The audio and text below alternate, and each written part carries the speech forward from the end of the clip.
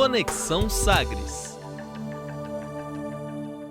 Olá pessoal, tudo bem? Eu sou Samuel Straioto, com Laila Mello, estamos no Conexão Sagres especial. Conectados estamos com a educação, com a sustentabilidade também. Não é isso, Laila Mello? Tudo jóia? Tudo ótimo, Samuel. E hoje a gente está com um tema muito importante aqui na Sagres. E qual é esse tema? Tecnologia e educação. Bom, estamos aqui e bem acompanhados para esta edição especial do Conexão Sagres. Nós estamos recebendo aqui o Edgar Alves Carneiro Júnior, que é coordenador pedagógico nacional da RENAPSE, e também uma presença ilustre da professora Heloísa Bezerra, professora da Unirio. Professora, seja muito bem-vinda. Muito obrigado aqui pela presença na Sagres. Eu que agradeço a oportunidade de falar para o público em geral, né, para alcançar a sociedade. Agradeço muito estar aqui com vocês. Edgar, seja muito bem-vindo. Obrigado pela participação. Olá a todos, é uma alegria imensa estar com vocês para falar de um tema tão importante. Laila Mello, educação e tecnologia. Eu me lembro aqui, antigamente, não é, quando você, por exemplo, ia fazer um trabalho de escola... Muito antigamente, Samuel? Não muito, né? Senão revela a idade, não é? Naqueles tempos ainda que eu tinha cabelos, não é? Então faz tempo. Isso é outra história, gente. Mas, né, aquela na lousa, depois folha de papel ao maço, fui ao supermercado esses dias e ainda existe. Ainda existe? Ainda existe. E a gente fazia pesquisa onde? Na Barça, né? Barça. Ou então aqueles vendedores, né, que batiam a porta das casas... Deseja comprar uma enciclopédia? Aí, sim, tinha enciclopédia. Eu tinha enciclopédia em casa. E aí o pai que se virava. Nossa, tem tudo aqui, vai ajudar a fazer trabalho, aquela coisa. Hoje é diferente. Hoje o cenário é muito, muito mesmo diferente. E aí a gente está debatendo aí com a questão do chat GPT também, né? Também. A tecnologia está nos atravessando de uma forma muito diferenciada, batendo a porta das nossas casas, das escolas. E por isso que a gente está aqui hoje para conversar a respeito disso, desse entrelaçamento entre tecnologia e educação. Samuel? Professora, ilustramos aqui, não é, situações da nossa vida. A professora vivenciou também uma série de situações. Mas o que a gente pode pensar em relação a esse tema, educação e tecnologia? A gente pode falar que é um momento de desafios e oportunidades? Olha, eu gosto sempre de nos lembrar que a escrita ela é uma das grandes tecnologias da humanidade, transformou a humanidade. A possibilidade de nós escrevermos e não apenas nos manifestarmos oralmente. Então, ao longo, né, da nossa vida, a humanidade foi criando muitas tecnologias. O lápis, uma grande tecnologia. Livro. Quando a gente pensa em tecnologia, se a gente fala isso atualmente, a gente está pensando em tecnologias que tem ali um computador por trás, tem uma inteligência por trás, né? Exato. E tecnologia a gente pode considerar também um lápis. Exato. Então, eu gosto sempre de falar assim, são as tecnologias do tempo presente, né?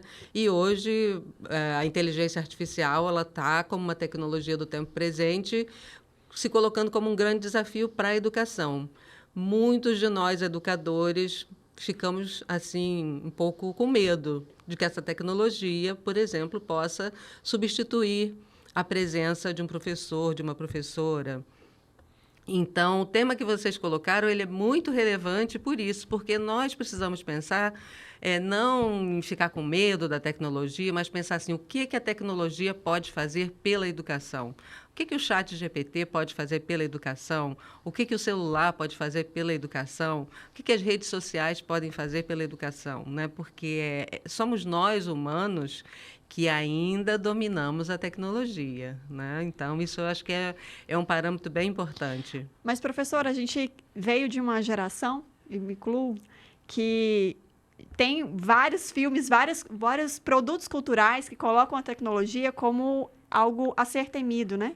Vamos dizer aí, Exterminador do Futuro, que coloca essa tecnologia como algo que você tem que, de fato, ter um receio, E agora, como é que a gente pode Ou fazer então, isso? Laila, acrescentando aquelas coisas muito futuristas, aí você falou de Exterminador do Futuro, eu só me lembro do De Volta para o Futuro. Gente, 2015 era o filme, aí os carros voadores, não é? Não tem carro voador por aí não, né, Samuel? Não tem, mas interessante esse ponto de vista aí que você coloca. E aí, Edgar, como é que a gente pode pensar nesse contraponto, né? Da realidade que a gente vive, dessa realidade vivida no sentido de a tecnologia nos bate à porta, não é essa tecnologia que a gente tem aí nesses produtos culturais que a gente citou, mas como lidar com ela, porque ela de fato tem nos afetado e tem afetado as salas de aula. Realmente assusta. Lembrando um pouco, né, realmente da época da escola, eu lembro que tinha a questão do retroprojetor. Alguns talvez nem vão lembrar, talvez nem ouviram falar sobre isso. O que é isso? É de né? comer, de passar no cabelo? Explica aí, Edgar. Explica o que é um retroprojetor. Olha só, na verdade era, né, um objeto quadrado, meio que assim, a gente pode até pensar, nossa, que coisa estranha, né? Ele realmente, ele tinha a luz, ele projetava na parede, né?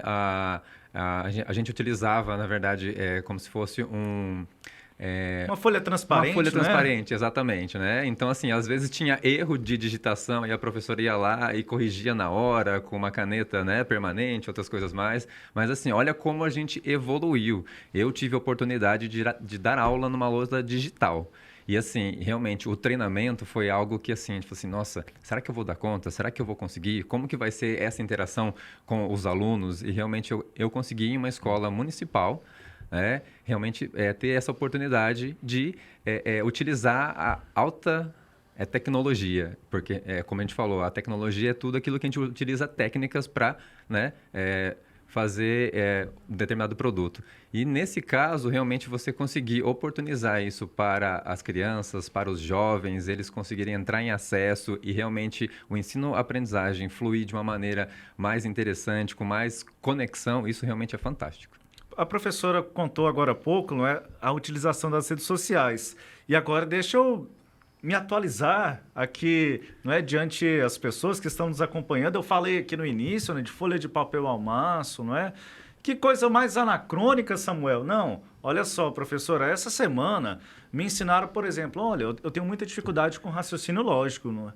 E assim, poxa, como é que eu vou estudar aquele negócio, uma lógica sem lógica? Aí o colega foi e me ensinou, por que você não observa a resolução de exercícios pelo TikTok? Pelo TikTok? Sim. E aí, os professores lá ensinando pelas redes sociais. É uma nova forma, professora, de a gente reter aí o conhecimento, de o aprendizado ser introduzido na nossa vida? Em uma linguagem diferente, um formato diferente, né? Grande questão. Importante a gente lembrar que qual é o diferencial dessa tecnologia que está nos desafiando agora, né? Vamos pensar em relação à escrita, que é a grande tecnologia, o grande salto, né, da humanidade. Essa tecnologia ela nos coloca em rede, ela nos coloca online e em rede.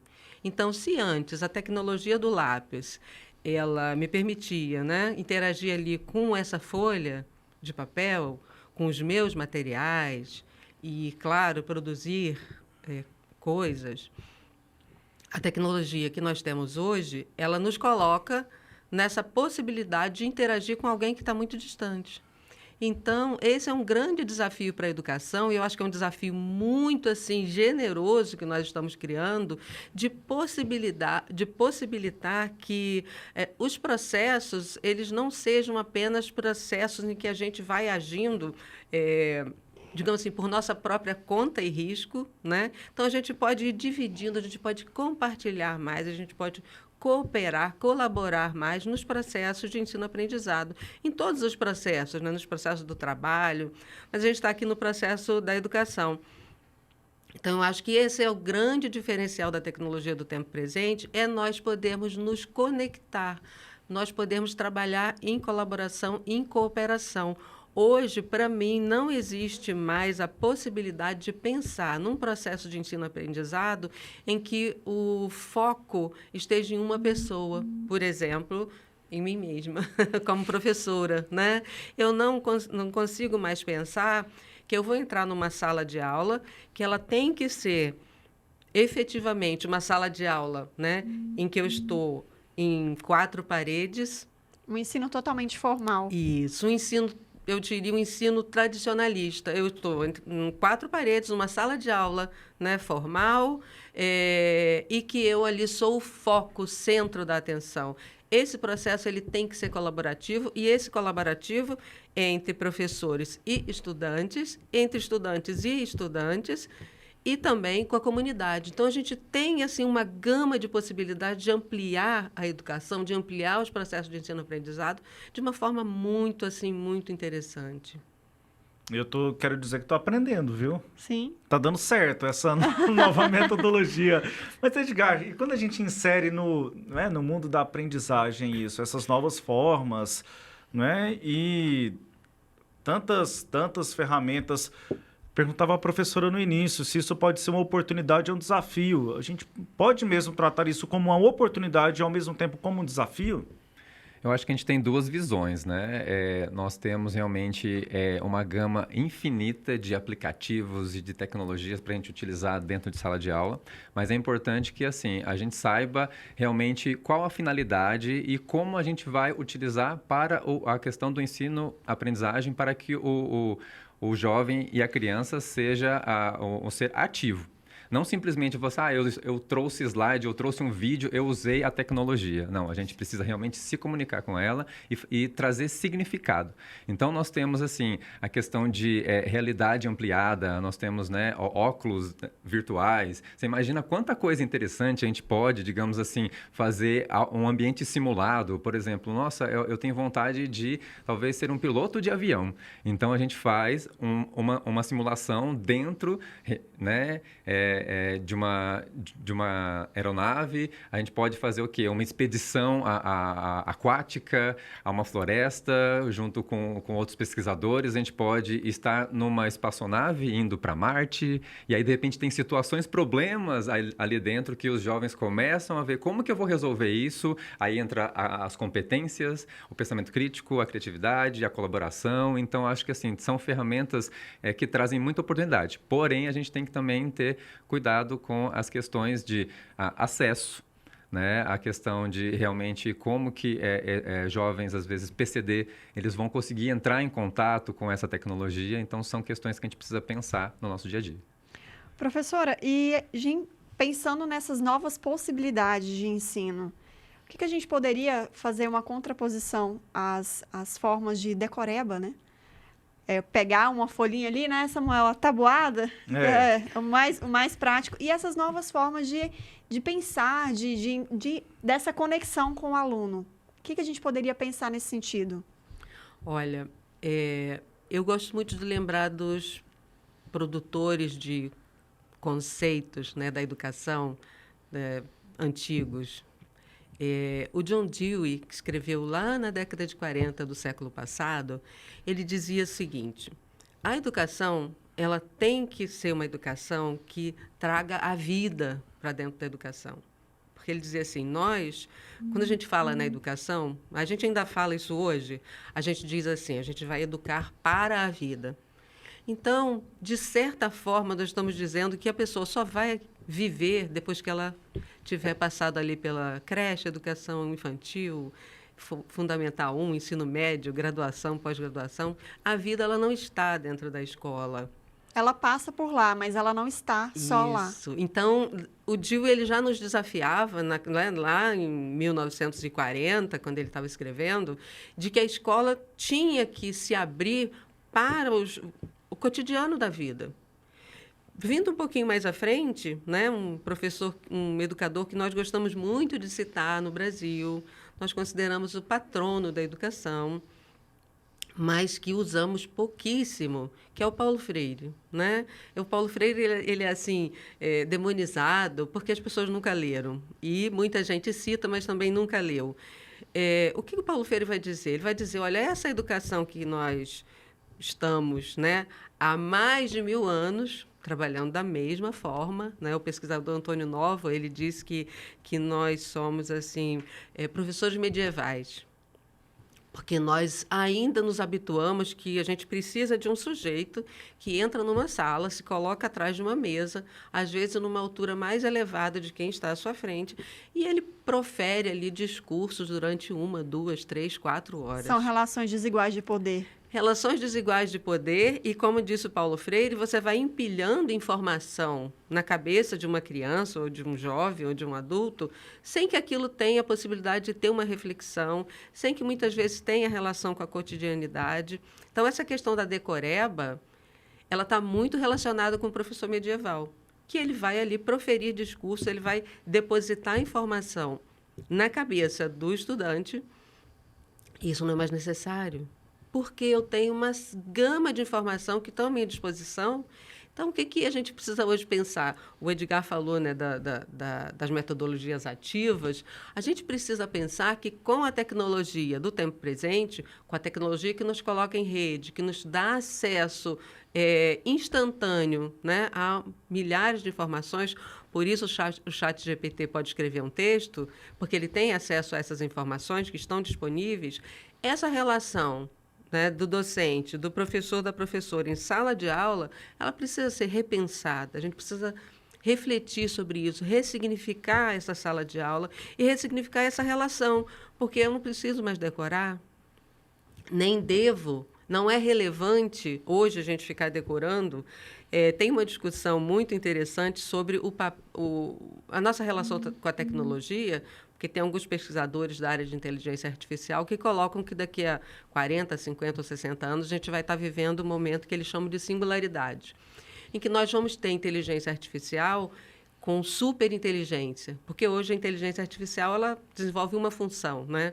Ela escreve um texto, aperta um parafuso, sei lá, faz alguma outra coisa. Então, nós vamos ter inteligência artificial que vão ter múltiplas inteligências, como nós humanos, né? Nós temos múltiplas inteligências. Eu posso pegar essa caneca, eu posso vir aqui conversar com vocês. Então, o ser humano vai ficar obsoleto? Se nós vamos ter inteligências artificiais múltiplas como nós, né? Super inteligentes. A máquina domina o homem ou o homem domina a máquina? Hoje, o homem domina a máquina. A questão é, quando nós chegarmos nesse momento de singularidade, né, que provavelmente nós vamos chegar, porque a inteligência artificial ela está, né, em evolução, nós vamos nos tornar obsoletos? Ou o que nós podemos fazer para continuarmos relevantes? O que nós podemos fazer para que nós continuemos mais inteligentes do que a inteligência artificial? Professora, a senhora está dizendo isso, dessas questões tecnológicas, do papel ali do professor, do educador, mas não haveria aí uma questão da humanidade, da questão da socialização dos seres humanos? Aliás, nós somos seres coletivos, né? Não estaria nesse momento, não só no papel da questão de, eu sei mais que uma máquina, eu sei mais que uma inteligência. Não, mas da questão social, do contato, do afeto mesmo? Sim, essa é ótimo seu ponto. Porque é justamente essas questões que, né, estão sendo discutidas. Porque o que é que nos diferencia da inteligência artificial? O que é que nos diferencia do chat GPT? Capacidade de reflexão, seria? Capacidade Reflexão de reflexão, crítica, né? reflexão crítica, ou chamado pensamento crítico, né? As nossas habilidades de humano, a Os filtros empatia, humanos, né? a generosidade, por que não dizer a amorosidade, né? É um termo que está tão em moda. A nossa capacidade de, ao mesmo tempo que algo nos emociona, mas nós também podemos ser críticos em relação àquilo. Então, esse humano é o que nos diferencia da máquina. E é por isso que é tão importante que a educação, que ela se transforme nesse momento, que a gente faça essa reflexão, porque a decoreba, ela está no, digamos assim, ela é uma habilidade muito mais fácil para a máquina. Quando a gente discute hoje a hibridação do ensino, por exemplo, né, o ensino híbrido, que ainda tem gente que está trabalhando com essa ideia de ensino híbrido, como se fosse eu pensar no ensino presencial ou ensino online, né? Então, o que seria o ensino híbrido? Eu sei lá, fazer uma aula presencial e uma aula online. Na verdade, o ensino híbrido, esse hibridar do humano com a máquina, é justamente eu pegar a tecnologia e usar a tecnologia naquilo que me favorece. Então, se a capacidade de decorar da máquina é muito mais satisfatória que a minha, por que eu vou ficar decorando? Eu vou ativar nos estudantes a capacidade de reflexão, a capacidade de diálogo, a capacidade de rejeitar alguma coisa, de trabalhar, né, de outros modos que está mais no campo do humano. A gente estava falando dessa questão do papel do educador, do professor, mas a gente também não espera esse decoreba, essa ação de máquina, esse cérebro de máquina dos alunos, e por isso colocar o decoreba, e essa nova configuração com a tecnologia, por exemplo, a gente está enfrentando essa questão do chat GPT, que vamos falar disso depois, né, também, né, Samuel? Trazer isso com um pouco mais, mas só fazer um comparativo. Pensar que os trabalhos, né, dentro da sala de aula, antes era o quê? Pegar e fazer um capítulo a respeito do tema, de um tema específico. Vamos falar sobre a Revolução Francesa. Só que hoje o chat faz isso. É nesse sentido, professor, é parar de pensar no cérebro do aluno como uma máquina, que ele deve atuar como uma máquina, mas sim como essa parte humanista de reflexão. Seria esse sentido, não só do educador, mas do aluno também? Exatamente. E a gente aí traz o Paulo Freire. Por que que eu preciso empilhar informação na cabeça de um estudante, ou, como ele dizia, a educação bancária, que é o professor faz depósito de informações como se o estudante fosse um arquivo vazio? Eu não preciso mais disso. Então, a gente precisa abrir espaço para o que a gente está chamando de novas metodologias, de metodologias interativas, de metodologias participativas, de produção durante um processo de ensino-aprendizado, e não só o estudante ficar ali recebendo informação. Às vezes, por exemplo, numa disciplina, o estudante ele vai ser avaliado lá no final do semestre ou do bimestre. Então, ele tem que passar 2 meses, ou 3 meses, ou 4, ou 5, ou 6, decorando, para lá no final ele demonstrar que ele se lembra. Isso já é uma coisa assim que a gente precisa realmente mudar esse processo. Ele é um processo medieval e a gente hoje tem as tecnologias em rede online para nos ajudar. Daqui a pouquinho vamos continuar com esta conversa. Estamos aqui no Conexão Sagres Especial. O tema de hoje, educação e tecnologia. E recebemos a professora Heloísa Bezerra, Edgar Alves Carneiro Júnior, coordenador pedagógico nacional da RENAPS, Laila Mello e eu, Samuel Estraioto, jornalistas aqui do Sistema Sagres. Não saia daí, Conexão Sagres volta já já.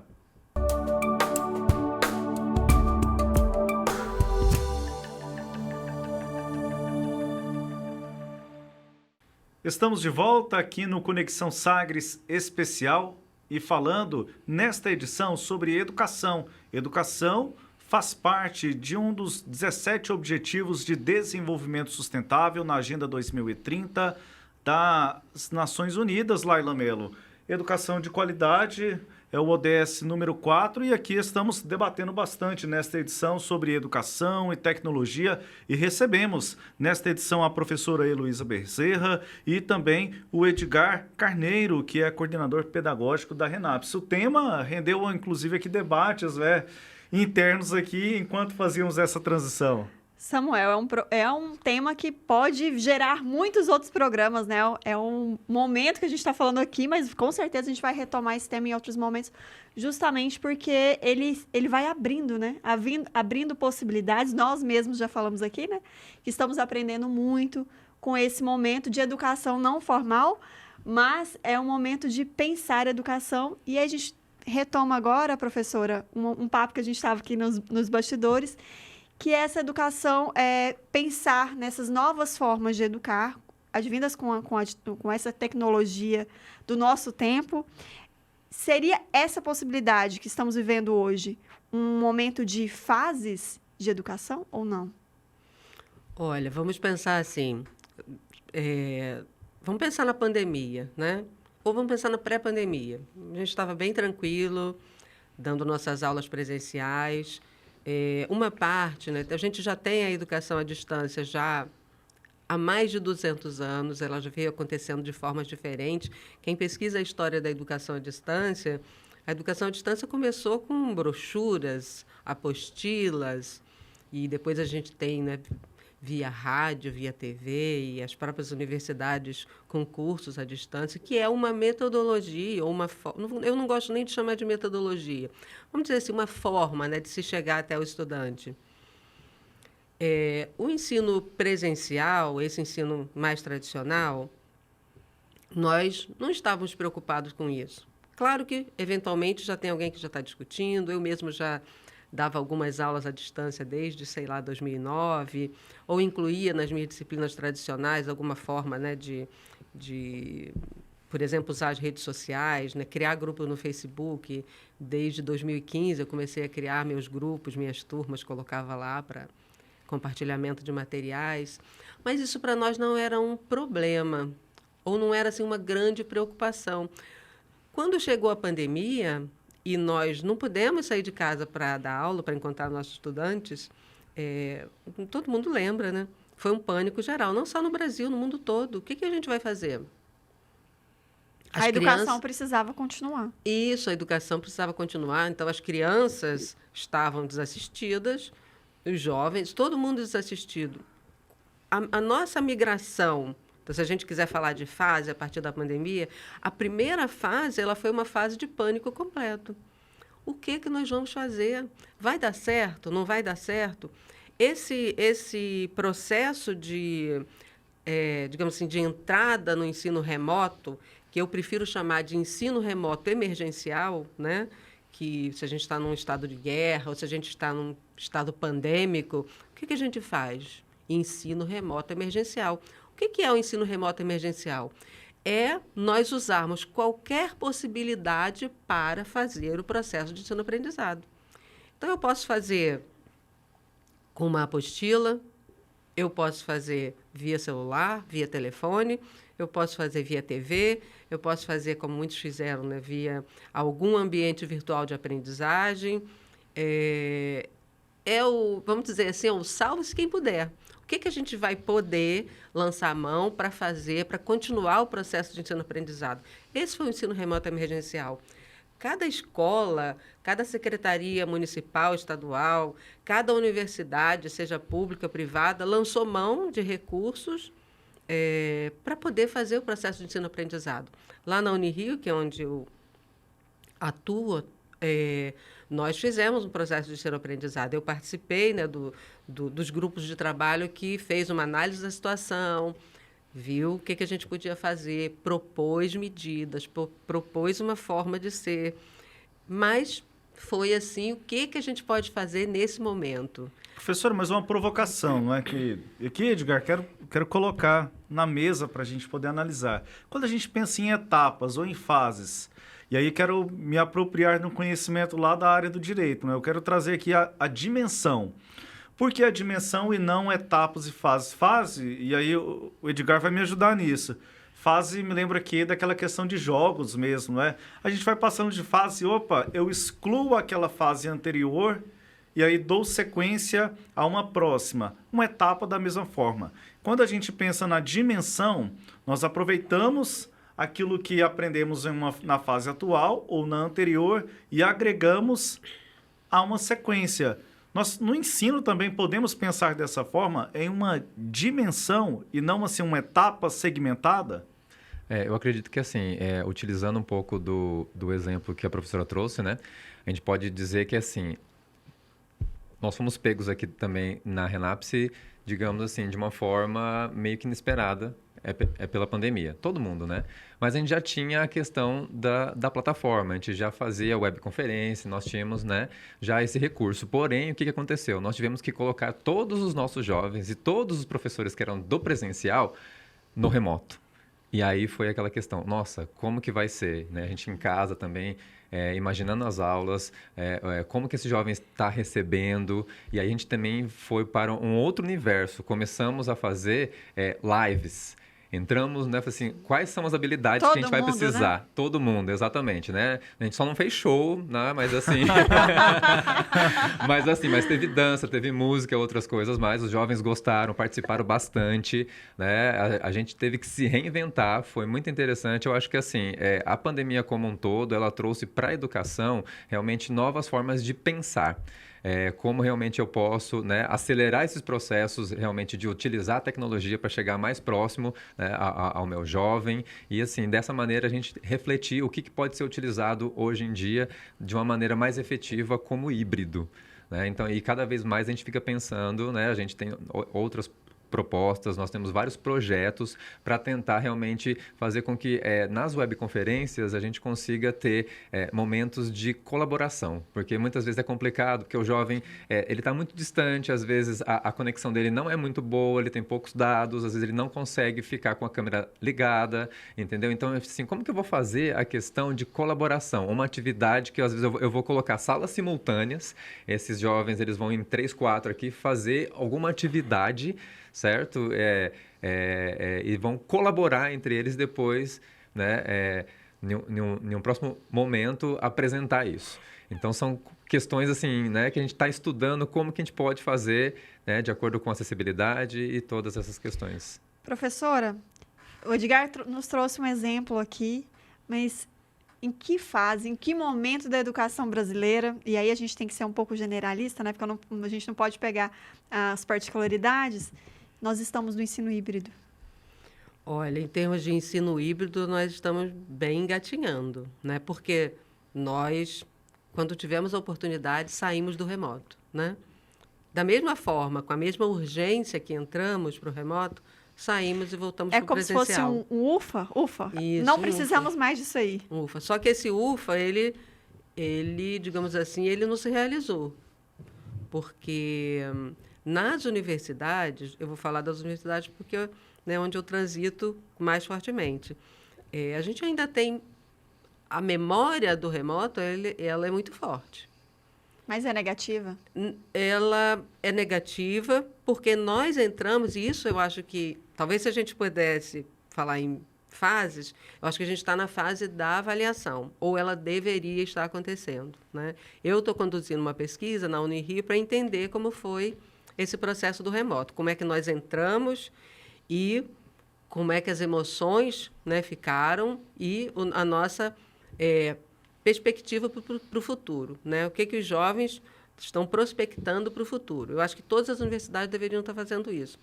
Todas as secretarias de educação municipal, estadual, deveriam estar fazendo isso. O Ministério da Educação deveria estar fazendo isso. Aproveitar a experiência passada para avaliar e talvez dar um salto nesse sentido. Exato. Aproveitar a experiência, que foi traumática, e avaliar o que foi interessante e o que a gente pode acrescentar.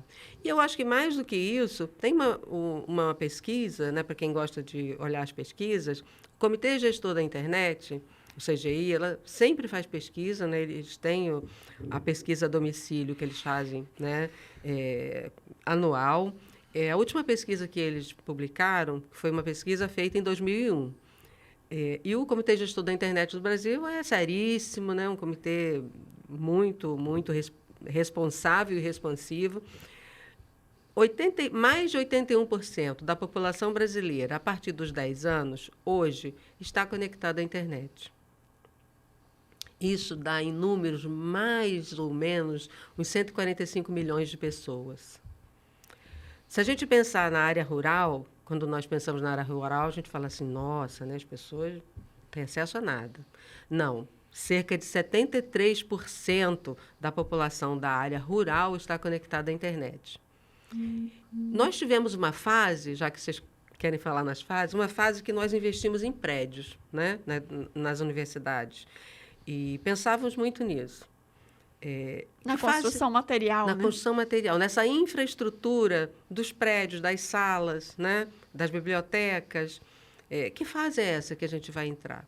Então, o que a gente poderia... Que tipo de expansão também agora? Que tipo de expansão? Professores da educação básica, por exemplo, vão lembrar que toda escola né, tem lá a sua salinha de informática. Muitas vezes fica lá aquela salinha de informática que é mais usada para guardar a mochila. Cheio de pó. Isso.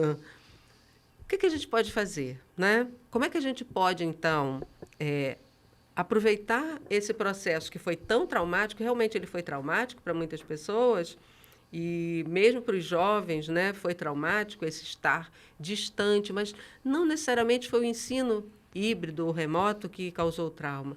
Nós vivemos um momento na pandemia de medo, Insegurança, perda de pessoas, insegurança alimentar, né? Fora o contexto político, que não estava assim muito, né, favorável. Então, nós vivemos um período traumático social muito forte. Não era relacionado especificamente à educação. Exatamente. Mas a educação, ela, né, esse trauma, ele transbordou e ele respingou para a educação. Então, hoje a gente tem muitos professores e professoras que estão ressentidos e que, de certa forma, estão apavorados com a questão de hibridar a educação. Eu acho que é mais desconhecimento, é mais falta de debate, né? Por isso esse programa aqui é tão importante, porque a gente precisa levar esse debate, voltando um pouco lá no início da nossa conversa, em que a tecnologia pode nos favorecer. Se eu tenho mais de 80% da população conectada, para onde que eu tenho que olhar agora?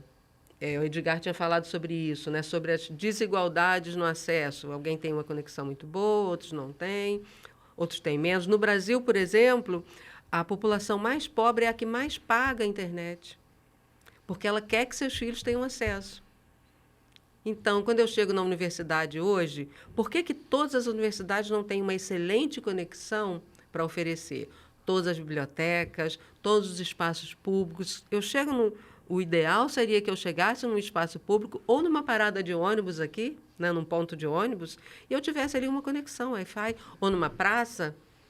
Então, acho que o momento das políticas públicas é olharem para esse processo e olhar os desafios e as oportunidades que vocês perguntaram lá atrás.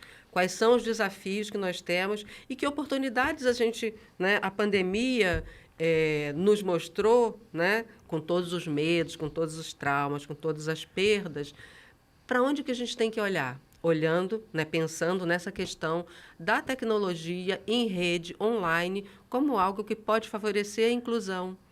Porque a inclusão não é só eu aumentar o número, né? A inclusão também é aumentar, mas aumentar de forma que as pessoas realmente possam participar, que elas possam participar de uma forma que seja satisfatória para elas, que seja produtiva, que elas se sintam acolhidas.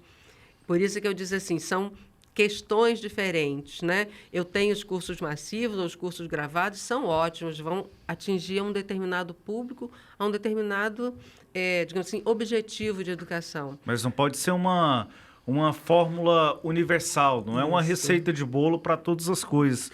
E aí, quando a senhora fala em avaliação, e o Edgar citou aí a questão das telas dos estudantes, mas quando a gente traz aí para essa reflexão, o que podemos avaliar quanto à atenção do estudante em seus diferentes níveis. E aí, me lembro, por exemplo, de crianças durante a pandemia, período de ensino híbrido, a mãe falar, o pai falar, o menino não fica quieto.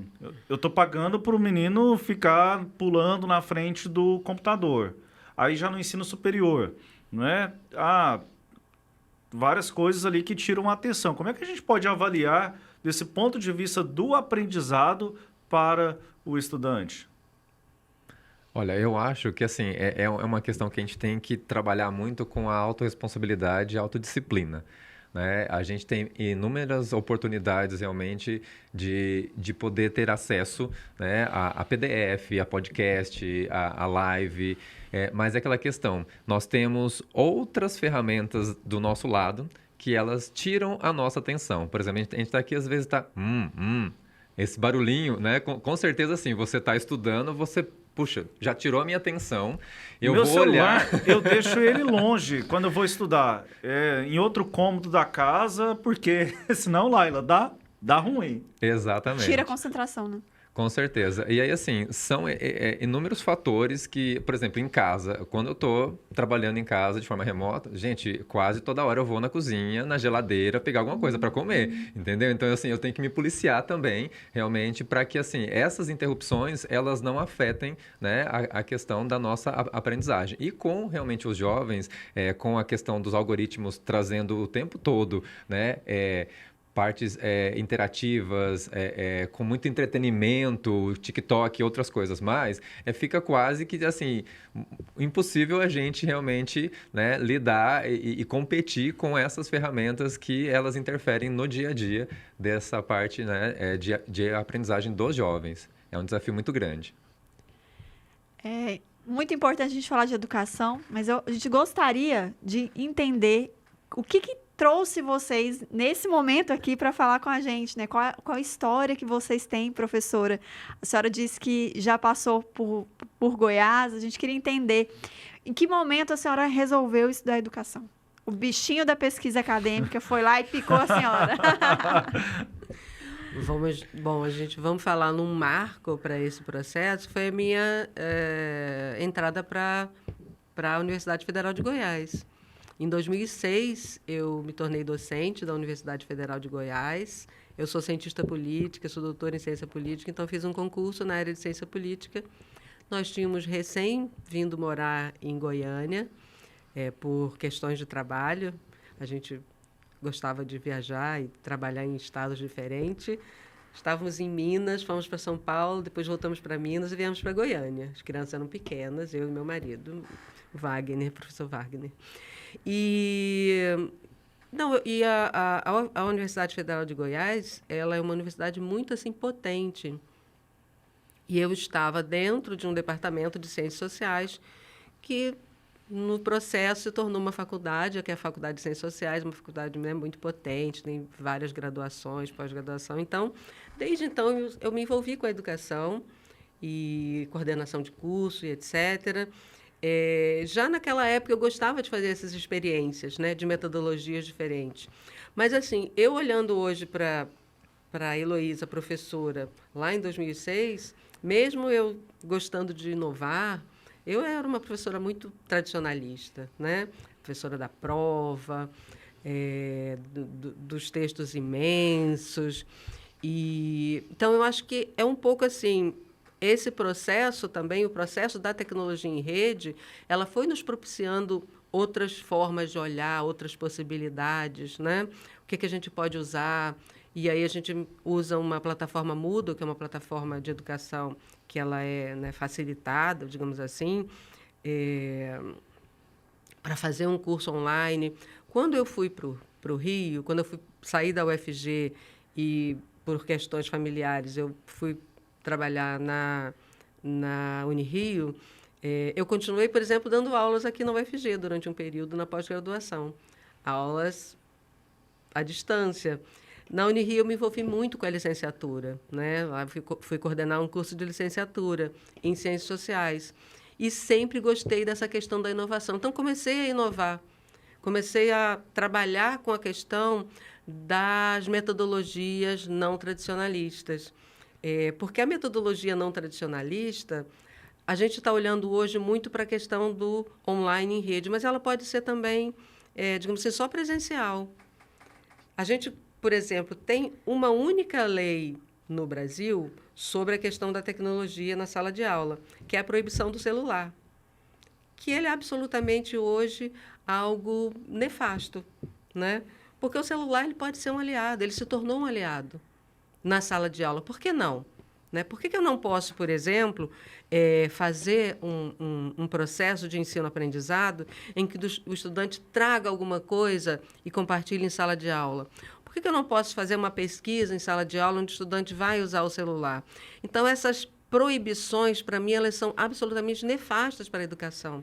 Por quê? Porque o processo de ensino-aprendizado ele vai sendo transformado na prática. Então, quando a gente fala em fases, eu gosto de pensar assim, que não é uma fase, né? Uma fase específica, ela não está definida, como o Samuel disse, não tem uma receita, não está escrito, a gente não pode olhar como alguma coisa rígida, senão a gente vai ficar nesse medievalismo para milênios, né? Mesmo com a tecnologia, mesmo com a possibilidade do ensino híbrido, mesmo com o ensino remoto. Se eu tenho um professor que a aula é gravada, esse professor ele profere uma aula de 2, 3 horas, ele está repetindo a mesma prática medieval. São essas questões que me mobilizam, porque o tradicionalismo ele pode estar também no online. E eu fico vendo isso, professora, na condição de estudante também, essa metodologia que a senhora relatou durante aqui o programa, né? Você ficar memorizando 2, 3 meses ali para realizar uma prova. E há outras formas de avaliação. Bom, nosso tempo ele chegou ao final, infelizmente, a conversa vai rendendo.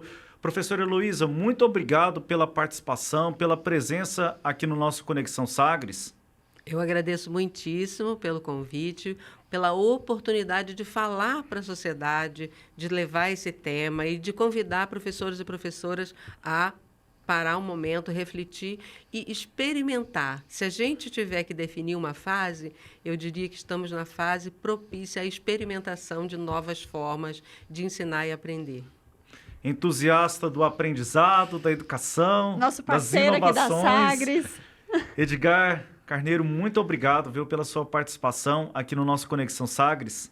Eu que agradeço. É uma alegria imensa estar aqui para falar sempre de educação e cada vez eu aprendo mais. E com certeza vou levar isso para as experiências aqui do dia a dia da Renaps. Muito obrigado. Parceiro, mais um? Mais um. Até mais, Samuel. Laila Mello, muito obrigado também. A parceria sempre, não é? Sempre, Samuel. De muitos anos. De muitos anos. Gente, esta edição você pode acompanhar nas diferentes plataformas aqui do Sistema Sagres. Lembrando, conteúdo ligado à educação, à sustentabilidade. Educação é o objetivo de desenvolvimento sustentável número 4. Faz parte da Agenda 2030 das Nações Unidas. Ficamos por aqui com esta edição Conexão Sagres e até uma próxima edição.